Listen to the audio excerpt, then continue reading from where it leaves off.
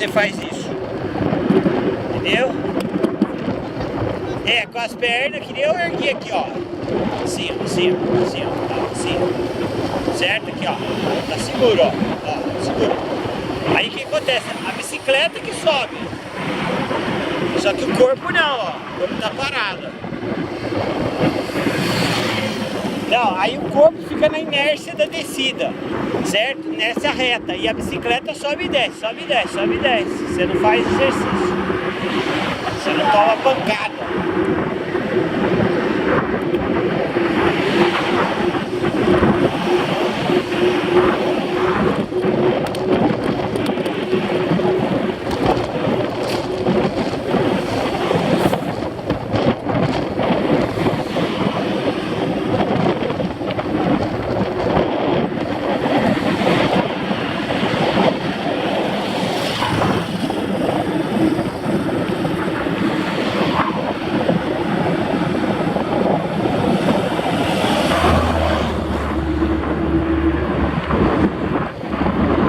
Você evita que seu corpo tome a pancada, entendeu?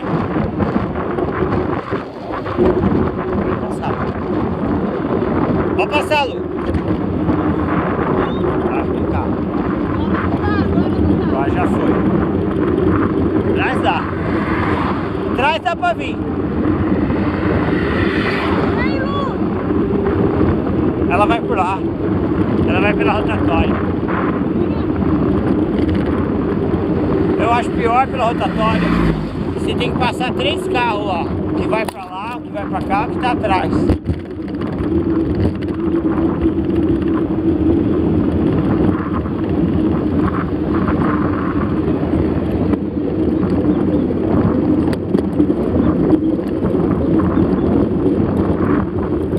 Você já anda bem, né? Isso, tem que passar na grande, passa a grande na frente. Mão esquerda, não passou. Mão esquerda. Mão esquerda. Tá dando uma aula aí pra você?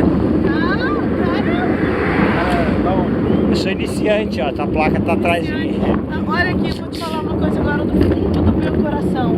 Ser iniciante,